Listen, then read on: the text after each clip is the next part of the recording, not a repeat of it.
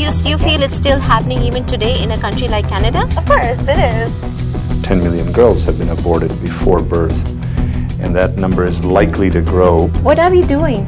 What are we thinking? I see myself as a well-contributing citizen of this country, of my community. I think our future depends on this particular issue. I really do.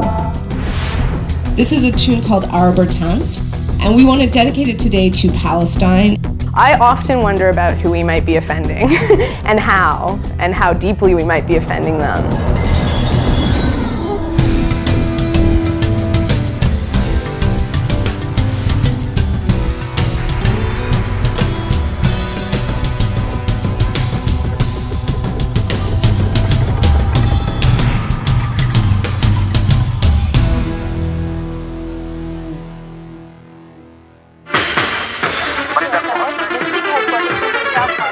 It's a very shocking topic. The divorce इसलिए हुआ क्योंकि she was pregnant with a girl. This child that you could be aborting could be tomorrow's prime minister. The phone lines are sizzling today. Go ahead, I'm listening. Nita Bhalla brought a hot topic with her. 10 million missing Indian girls. A new Canadian study says female feticide is rampant in India. That women are forced to abort because Bhalla co-hosts Asian Connections on Canadian Multicultural Radio. Every week they take on an issue inside the South Asian community. When you start to speak, a seed is already sown and then, changes happen. Gender preference for boys isn't news in the Asian world, but the huge number of female fetuses being aborted is making headlines around the world. 10 million girls have been aborted before birth, and that number is likely to grow because access to ultrasound is increasing. This is the man behind the numbers, Prabhat Jha, a prominent Canadian researcher with University of Toronto's Centre for Global Health Research. In 2001, the National Census of India came out and showed a big gap between the numbers of males and female children. And the only plausible explanation for that is use of ultrasound and selective abortion of females. And there's no difference by religion. Hindus, Muslim, Christians pretty much have the same gap. So let's talk about Canada. Canada de vich tusi kinna ka janda. Give us the examples ke how many people. Nita Bhalla and her family left India and the old attitudes 9 years ago. Because we live here, so we want to concentrate on what is happening to our South Asian families in Canada. When she's not hosting her radio show, she's passionate about her work in social services. What is the reason? She helps domestic abuse victims in the South Asian community. Her other passion is cooking. Being a girl myself, I know what the conditions of girls was in India. Had I been born into a family that would have actually aborted me, here it's me, that one person who nobody would have welcomed, making a difference in so many lives. Bhalla's family in India was considered well off, but she remembers how it felt to be female and undervalued. I still remember my mom telling me that when I was born, and we came to know that this was the second daughter, my dad's family was not very happy about it, especially my dad's mother. You'll be treated differently if you bear a son, because girls is a liability. Means when a girl is born, if a family is making, say for instance, 100 rupees, they have to start keeping 10 out of that and save it for, I guess, until she's marriageable age, because they have to, give money for her dowry. And then it's not just dowry one time. It's a continuation of giving to a girl's family. Your son is your old age security. We don't have social services back home in India. Your social services is your son. He's the one who's going to look after you. What are we doing? What are we thinking is that, girls, again, are seen as liability, but I don't see myself as a liability at all. I see myself as a well-contributing citizen of this country, of my community. This is not acceptable. This is not something that can just stay hidden now. This is becoming our problem. Karamjeet Virk is another woman who wants her community to confront the issue of female feticide. When I saw the statistics related to Punjab, then it really hit home that this is about my community, this is about me. Virk travels regularly from North America to India with Fateh, the human development organization she helped found in 1997. She works with women at a grassroots level in Punjab, an area where the girl shortage is particularly severe. The ratios are staggering, especially in the 0 to 6 age group. The ratios are as low as 793 girls to 1,000 males that are being born. In Punjab itself, you will see clinics that advertise clandestinely. They will have signs saying, spend 5,000 rupees now, save 50,000, 500,000 rupees later, implying that, eliminate the fetus now, and that way you won't have to spend, 500,000 for the wedding or the dowry. Virk says the cultural attitudes that push India's women to abort their daughters collide head-on with religious teaching. Our 10th Guru very clearly mandated that a Sikh will not have anything to do with anyone who kills their daughter. Our faith gives us so much more, and we're not even taking any inspiration from it.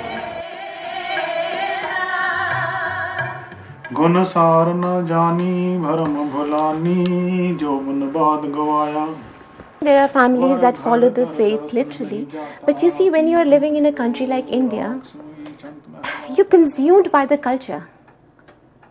Everybody is doing the same. It doesn't matter what faith you are in.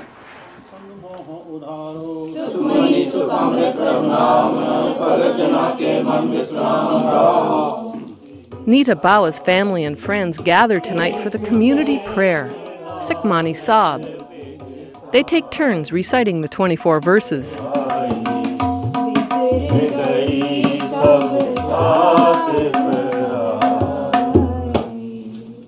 After the prayer, Nita gets the group talking about females and discrimination. What would you say? So, you want to say something? I think the biggest thing, even in India, still there's a dowry system. Biggest. So financial is more of a pressure. That's the reason why. It's a social system. It's not only one reason. Okay. There are multiple reasons. We come from an all-girls family. We are 4 sisters.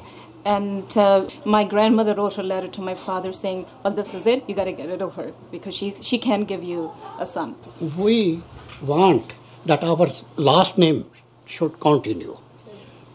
It is only the son who can continue it. When the girl is married, she adopts another surname. If they're happy, that's fine. Most of the time they get into abusive situation that... No, by law in India, you cannot touch a woman, no. Yeah. Being beaten up is a part of Indian culture too. To this day, a woman gets beaten up and it's accepted. No, we are actually sometimes a woman's tongue is so rude and bad through year round. A man have to bring them in discipline.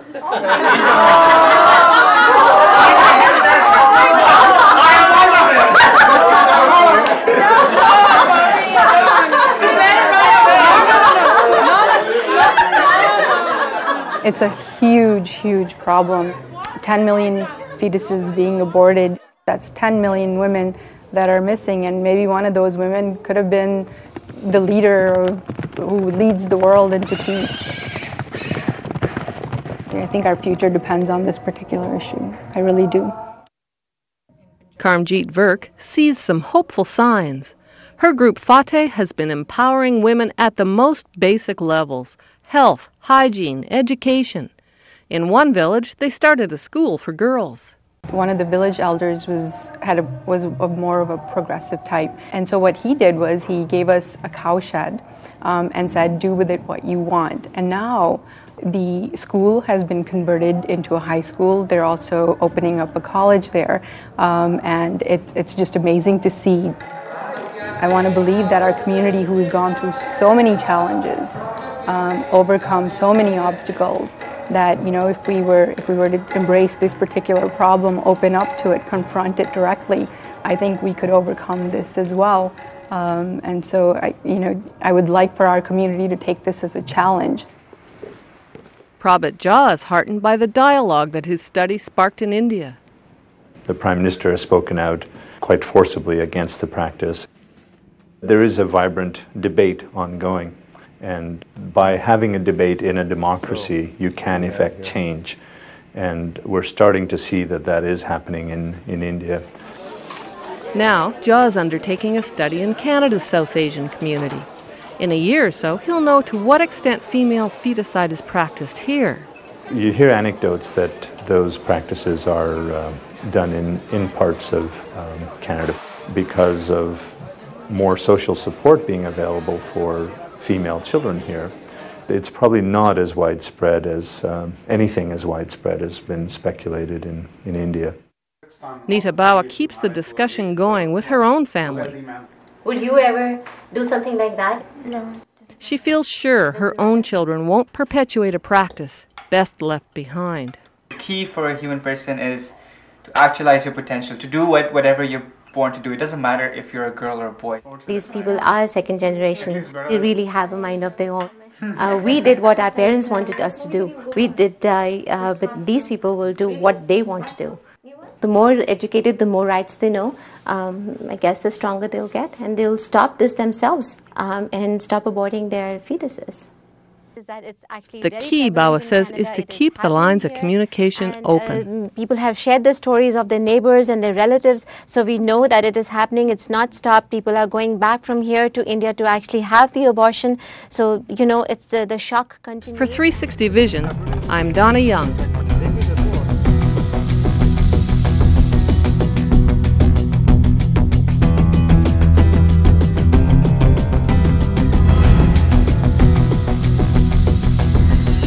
I'm Marianne Mead Ward.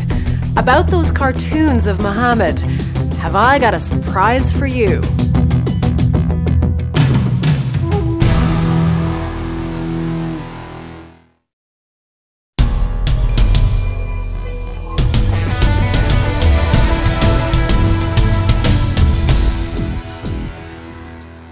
Can you believe the fuss over cartoons of the Prophet Muhammad?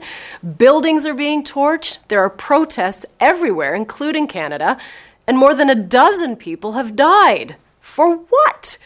12 cartoons of the Prophet that appeared in a Danish newspaper. So far, only 3 Canadian publications have printed them, which has been highly controversial. Le Devoir in Montreal ran 1 of them, the Western Standard in Calgary ran 8, and the Jewish Free Press, a tiny Calgary paper, ran 3, right alongside paintings of the Prophet found in art and museum books. That's right. Muslims say that the Quran bans pictures of the Prophet, but there's lots of paintings from the medieval period showing Muhammad's full face. There are also many paintings that obscure his face out of respect, but all of these were painted by and for Muslims, many of them by the mystic Sufis, a minority sect. So obviously there's lots of debate, even among Muslims, about whether it's okay to draw the Prophet. And even if it is forbidden to them, that doesn't apply to the rest of us. Non-religious people aren't required to follow religious laws. As a Christian, I don't follow Islamic dietary rules either, nor do I follow Jewish rules that forbid even saying the name of God. God, you see, I said it. So the real issue here seems to be whether the cartoons themselves are offensive. Well, you can judge for yourself. Anyone with an internet connection can find them. I don't think they're offensive. But I do have a problem with how they came into being. The newspaper that printed them was allegedly upset because no one would draw pictures of the Prophet for a children's book, for fear of reprisals. So they asked 40 newspaper cartoonists to draw their idea of Muhammad. 12 responded. Seems to me like they are just doing it because somebody doesn't think that they should. But the bigger problem is that the cartoons were circulated in a 43-page booklet that included several other cartoons that had nothing to do with the Danish 12.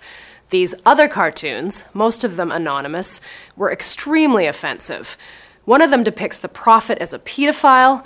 Another shows a Muslim at prayer being mounted by a dog. It's horrible stuff. And I think these are the cartoons that are sparking the global outrage. But they're wrongly being lumped with the Danish cartoons. And the Danes are being blamed for all of it. That's not right. What do you think? Give me a call at 1-888-321-2567 or send an email to 360vision at visiontv.ca. I'm Marianne Mead Ward. how great you are, I've tried to explain. I was raised in a traditional Jewish home, so I am familiar with the degree of sacrilege that is involved in wearing a kippah bra. As queer Jews, we have an odd connection to the Kabbalah, to the mystical.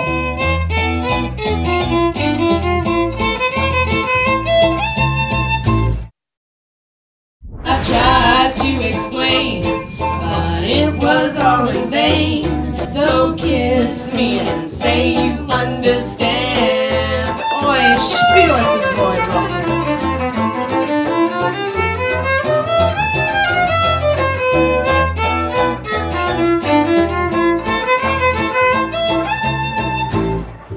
Of all the girls I've known, and I've known some. We have a pretty ribald sense of humor at times. It's quite sexual.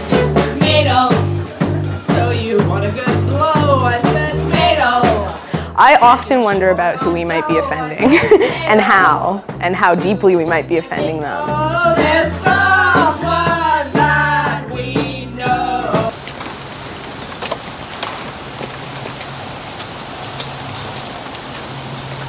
I think our original vision for the band was to have a whole lot of women on stage playing klezmer music really well. It's too wet outside. This manifestation of Pomegranate started about 3 years ago. Myself, B. Sack, and Rachel Shannon sort of form the core of the band. We're 5 women. We're all either queer or queer identified in some ways. We're just gonna do a usual collection of klezmer tunes and klezmer-related tunes. We've got a set laid out, we've practiced hard, and we're hoping that people come out. This tune goes out to all the die-hard progressives.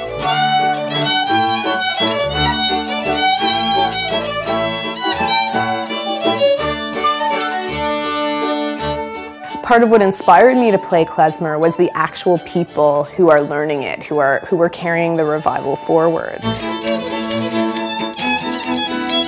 A lot of them were queer, a lot of them were feminist, a lot of them were really political and left-wing. Politically, the band's quite outside of the mainstream in that they're like not a Zionist band. Like they don't. Is anti-Zionist a good way of putting it, or pro-Palestinian? Israel is a constructed state. I mean, it didn't exist before 1948, and even Yiddish as a language, you weren't allowed to publish in Israel for some time, up until the 70s. So there's quite a lot of tensions between the two worlds of a diasporic idea of Eastern European Jewish culture and an Israeli nationalist agenda. This is a tune called Arbor Tanz, which comes originally from Turkey. And we want to dedicate it today to Palestine and to democracy in Palestine, to a free state of Palestine.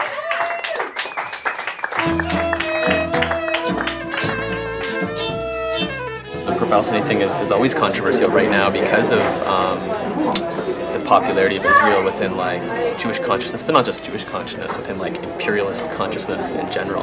Klezmer music went through a revival, and I think that Pomegranate is part of the later stages of that revival. There are a number of bands in Toronto. There is no other all-women klezmer band in Canada. Now these lovely lingerie items were produced by our flute player B.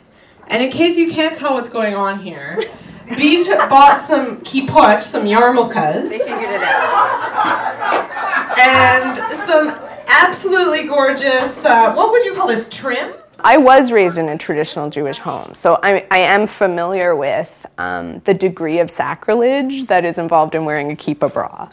But a lot of our audience is progressive. We're wearing this wonderful costume because we want to express to you a strange sentiment. As queer Jews, we have an odd connection to the Kabbalah, to the mystical. For me, being in Pomegranate definitely is about connecting to my faith. The way that I'm connected to my faith now is actually much more in a mystical tradition. There's one particular name for God that just fits so nicely with one particular anthem. had to name my faith, it would be more akin to the Jewish renewal movement, where we look at Kabbalistic traditions and egalitarian traditions. So, you know, we have some new songs that we're experimenting with where we talk about calling Shekhinah, which is the female aspect of God, or the Yud He Vav He, which is a tetragram of mystical letters that refer to God. We changed YMCA, the sort of traditional campy queer anthem, to Yud He Vav He.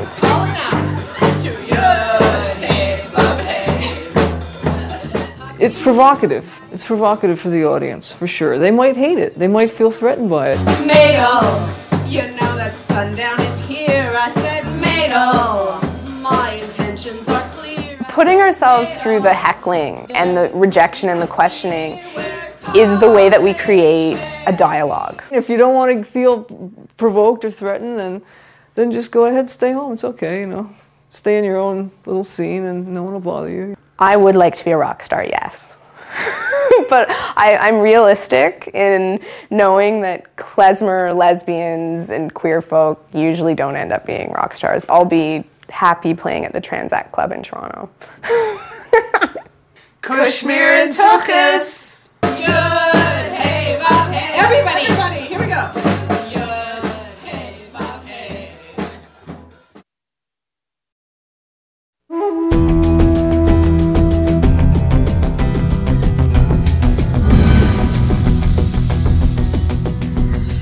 I'm Sadia Zaman. Next week, a feature-length documentary from Muskoka, Ontario. 4 missing seniors, missing and presumed dead. Some say murdered. I think one way or another, he was murdered. She was an elderly lady doing her own thing, happy doing it. And then she disappeared, and I don't think that's natural. And he's buried someplace up there in Muskoka, and I don't know where. 3 out of the 4 seniors lived at retirement homes run by one family of Seventh-day Adventists. Paul, Walter, and Catherine Land were convicted of fraud. They were cashing the seniors' checks long after they disappeared. Well, it seems obvious to me that if you're cashing checks from someone who's missing, that you know they're not coming back, and you know that somebody did something to them or have done something to them yourself to know that they're gone and never coming back. At one point she said to me that, you know, Alice, it was the weirdest thing. She said, we found 4 bodies in the backyard, and, you know, my brothers are getting rid of them. I can't believe people would pose as Christians and then do that to somebody, seniors especially. It's only in your own heart, whether you're a Christian or not, no matter what you call yourself. And if these people that were looking after John, there was hardly anything Christian about their attitudes. What happened to the seniors? And why hasn't there been a national outcry over their disappearances? And why are so many people afraid to break the silence? Join us next week for Mystery in Muskoka on 360 Vision.